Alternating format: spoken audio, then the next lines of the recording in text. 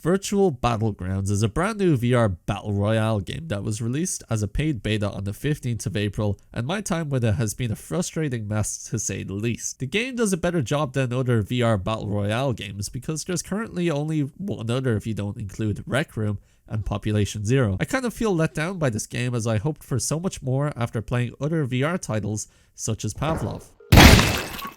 My time with Virtual Battlegrounds has been nothing but crazy, wacky glitches. Imagine finding an apple on the ground, but when you pick it up, instead you're thrusted into a bottomless void, all while being in virtual reality. This is basically Virtual Battlegrounds in a nutshell. Seriously, you may find yourself stuck in situations like this a lot.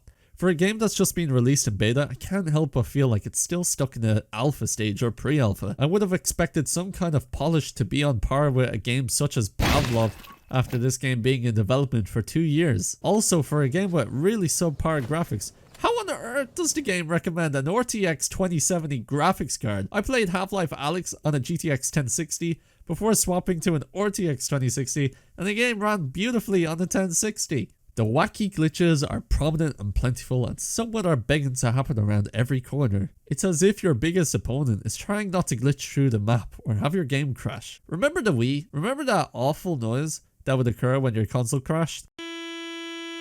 Think of that, but this is strapped to your face and you're left in darkness. Now this may be my headset's own fault, but this occurred a total of 6 times during my first 2 hours. This led to me having to unplug my Rift S from my computer every time and then running the game again and again. In one case when my game crashed, I did everything I just mentioned, and for some reason my perspective was way above my character.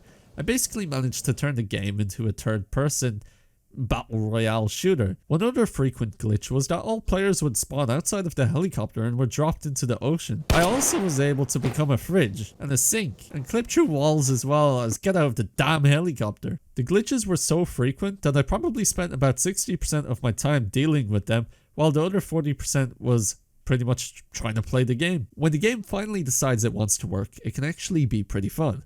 After being dropped into the middle of the ocean after the helicopter didn't spawn with a bunch of other players, I swam to the island only to be greeted by another player with a gun.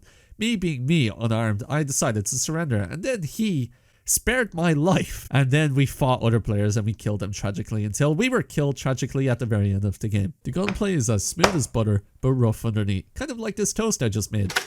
That's pretty good though. What I mean by this is the core gunplay is strong and shooting each weapon feels really great. My favorite weapon being the M4 carbine, which is pretty much identical to the other M4.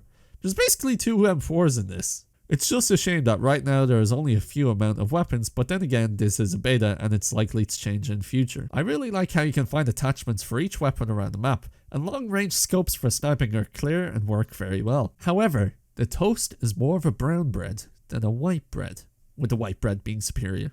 Gathering more ammo is a frustrating mess as ammo doesn't spawn anywhere in the map. The only way that I could gather more ammo was by picking up other assault rifles and taking their magazines, or hoping that a magazine was dropped by another dead player. This was a clunky progress because carrying 2 to 3 weapons meant you had to drop one of your guns, then pick up the gun you want to take ammo from, take out the mag, pop it in your pouch, and hope it goes in, and all the while you've got no weapons in your hand, leaving you exposed, and boom, you're dead. I could never really tell where my enemies were running around, as the sound of footsteps were really off. This was quite annoying when there were 2 enemies close by, but the sound of footsteps were constantly high and didn't fade in volume as I walked away. I felt like a soldier with PTSD reacting to any sound I just heard, living in terror not knowing where the enemy was about to attack. Taking off attachments can also be a bit of a nightmare. When you go to grab an attachment, it highlights the attachment as you're about to grip it, although this rarely ever works, meaning that you're touching your gun in different places trying to take it off. That sounded much better in my head. They did add a very useful feature by letting you pick up items without having to crouch down, although this isn't as refined as what we see in Half-Life Alyx. This did get annoying when there was multiple weapons on the floor and I was trying to pick them up while there was weapons in my pouch, meaning that I was grabbing the weapons out of my pouch and not the ones off the ground. This led to a clunky mess as I was trying to pick up a weapon, but instead I was grabbing a wall, missing the item that I wanted to pick and picking up something else or gripping onto that object. Climbing definitely needs some work, as it can be quite glitchy at times, and the climbing mechanic as a whole just kind of feels like an afterthought that was used to rival something like Population Zero, which is the other VR Battle Royale game. In Population Zero, the game is much more smaller scale, but it focuses on climbing as a massive mechanic where you can pretty much climb any building and jump off of them.